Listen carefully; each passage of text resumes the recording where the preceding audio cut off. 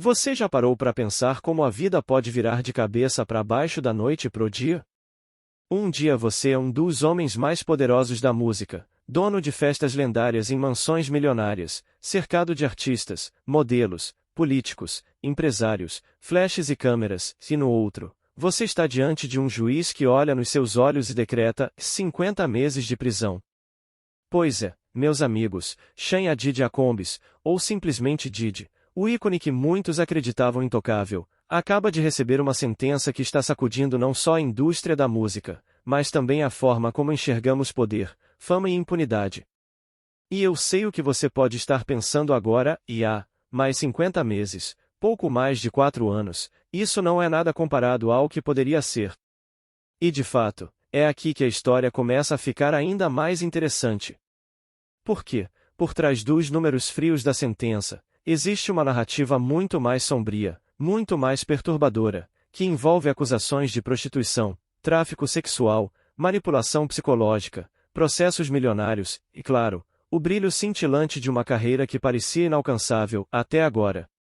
E é justamente sobre isso que vamos falar hoje. Então se prepare, porque este vídeo não é apenas sobre uma condenação judicial.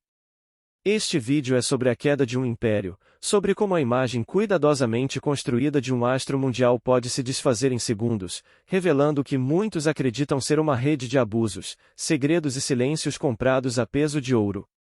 Na última sexta-feira, um juiz federal em Nova York decretou que Diddy cumprirá 50 meses de prisão, um pouco mais de 4 anos. Além disso, ele terá de pagar uma multa de $500 mil e ainda enfrentará 5 anos de liberdade supervisionada após deixar a cadeia. Parece uma punição dura, não é? Mas os bastidores dessa decisão mostram uma luta de narrativas, um embate entre acusação e defesa, e principalmente uma pressão enorme da opinião pública, que não aceitava mais ver esse tipo de caso sendo varrido para debaixo do tapete. Os promotores, por exemplo, pediam nada menos que 11 anos e 3 meses de prisão. Sim, você ouviu certo, e mais de uma década atrás das grades. Já os advogados de defesa de Combs argumentavam que o máximo justo seria 14 meses, com crédito pelo tempo já cumprido desde setembro de 2024, quando ele foi preso. E aqui fica a primeira grande questão que quero levantar com você: estamos diante de um exemplo de justiça equilibrada ou de uma justiça que ainda trata celebridades de forma privilegiada? Porque convenhamos, se fosse qualquer pessoa comum, sem a fortuna, sem os advogados milionários e sem o nome estampado na cultura pop, será que a pena seria a mesma? A condenação de Diddy não foi pelas acusações mais pesadas. Ele foi considerado culpado de 2 acusações de indução à prostituição, um crime federal previsto na Lei Mann, que existe desde o início do século XX justamente para combater o transporte de pessoas através de fronteiras com o propósito de exploração sexual. Essas acusações estavam diretamente ligadas ao relacionamento dele com sua ex-namorada Cassie Ventura e também com outra mulher que prestou depoimento usando o pseudônimo de Ajani. Mas o que chama atenção é que Diddy foi absolvido das acusações de tráfico sexual e conspiração para extorsão. Acusações essas que, se tivessem resultado em condenação, poderiam ter colocado ele atrás das grades por toda a vida. E aqui entra outra camada dessa história, e a narrativa da defesa, que celebrou a absolvição como uma vitória, e a narrativa da acusação, que deixou claro que, mesmo sem conseguir provar todos os crimes mais graves, o que já ficou evidenciado é suficiente para manchar de forma irreversível a imagem de Combs. O juiz Arun Subramanian, responsável pelo caso, deixou isso bem claro antes de anunciar a sentença.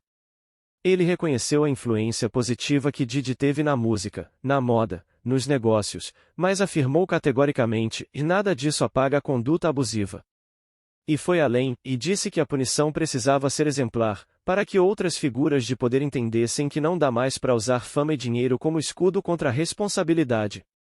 E é nesse ponto que a história ganha um peso maior. Porque não estamos falando apenas de um artista caindo em desgraça. Estamos falando de um sistema que, por décadas, protegeu homens poderosos da música, do cinema e do entretenimento, permitindo que comportamentos abusivos fossem tratados como pecados da fama, quando na verdade eram crimes. Harvey Weinstein, Rua Kelly, Bill Cosby, e a lista é longa. E agora, parece que chegou a vez de Didi enfrentar seu próprio julgamento. Mas vamos mergulhar um pouco mais fundo. O que levou exatamente a essa condenação? Quais foram as provas, os testemunhos, as circunstâncias que colocaram Didi diante do juiz? E, principalmente, o que essa sentença significa para o futuro da indústria e para as supostas dezenas de processos civis que ainda estão no encalço dele? O caso começa a se desenrolar em 2024, quando Cassie Ventura, ex-namorada de Didi, trouxe à tona acusações pesadas envolvendo coerção, violência e manipulação psicológica. Pouco tempo depois, outras mulheres surgiram, algumas com identidade preservada, relatando experiências semelhantes. O padrão das denúncias começou a chamar atenção: festas privadas, consumo excessivo de drogas, pressão para participar de atos sexuais, em alguns relatos, ameaças veladas para garantir o silêncio.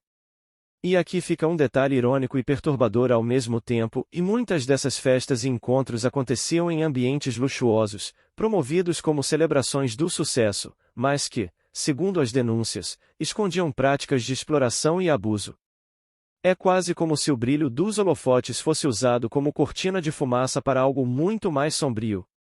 A defesa, é claro, tentou pintar uma narrativa diferente. Argumentou que Didi estava sendo alvo de uma campanha de difamação, que as acusações eram motivadas por interesse financeiro e que não havia provas concretas suficientes para incriminar o astro. E de certa forma, eles conseguiram reduzir o impacto, já que a absolvição das acusações de tráfico sexual e conspiração para extorsão foi considerada uma vitória. Mas a condenação pelas acusações de prostituição mostra que o tribunal não engoliu completamente a versão de a perseguição apresentada pelos advogados. E aqui eu quero levantar uma hipótese com você: será que essa sentença relativamente branda foi uma forma do tribunal equilibrar a balança, reconhecendo que Didi tem poder e influência, mas ainda assim precisando dar uma resposta à sociedade? Afinal, em tempos de movimentos como o #MeToo, ignorar completamente as vozes das vítimas seria impensável. Enquanto isso, o impacto na vida pessoal e profissional de Didi é devastador. Ele já não é mais apenas o produtor brilhante, o empresário visionário, o magnata da música. Agora, ele é o homem condenado por crimes federais, que vai trocar os holofotes por grades de prisão. E quando sair, em 4 anos, terá ainda 5 anos de liberdade supervisionada, sem poder se mover livremente, sem poder viver como antes. A imagem pública dele dificilmente será recuperada, não importa quantos álbuns, colaborações ou negócios ele tente lançar no futuro. Mas não é só sobre ele. As vítimas, como Cassie e a misteriosa Jane, sentiram que essa sentença representou um reconhecimento, mesmo que parcial, do impacto que sofreram. Elas afirmaram, por meio de seus advogados, que a decisão foi importante para mostrar que crimes desse tipo deixam marcas profundas e não podem ser simplesmente esquecidos. Os processos civis. Porque a condenação criminal é só uma parte da tempestade. Didi ainda enfrenta dezenas de ações civis que acusam ele de abuso sexual e condutas impróprias. Esses processos podem custar milhões, se não bilhões, de dólares. E diferente do tribunal criminal, onde o padrão de prova é muito mais rígido, nos processos civis basta que haja evidência suficiente para convencer o júri. Ou seja, as chances de que Didi enfrente derrotas significativas nesse campo são muito altas. Agora, imagine só a ironia da situação: e um homem que construiu um império com contratos milionários, marcas de roupas, bebidas, gravadoras e investimentos diversos, pode acabar vendo sua fortuna se esfarelar em indenizações e acordos judiciais. É quase um roteiro de filme, daqueles que você assiste e se pergunta: será que isso é real mesmo? Mas, infelizmente, é real. É a realidade nua e crua de como fama e poder não são blindagens eternas.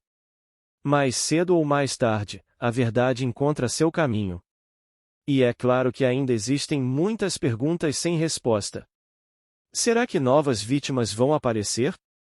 Será que a pena pode ser reduzida em uma apelação? Será que a indústria da música vai finalmente repensar a forma como fecha os olhos para comportamentos abusivos de suas estrelas? Seja como for, uma coisa é certa: o caso Chanya Didi Accombe já entrou para a história. Não apenas pela sentença em si, mas pelo que ela representa em um contexto maior. Um aviso de que o império do entretenimento está mudando, de que não há mais tanto espaço para o silêncio e a impunidade, e de que até mesmo os gigantes podem cair. E se você acha que essa é apenas mais uma notícia de celebridade, pense de novo. Porque no fundo, o que estamos vendo aqui é um reflexo de uma sociedade que está finalmente começando a dizer, e basta.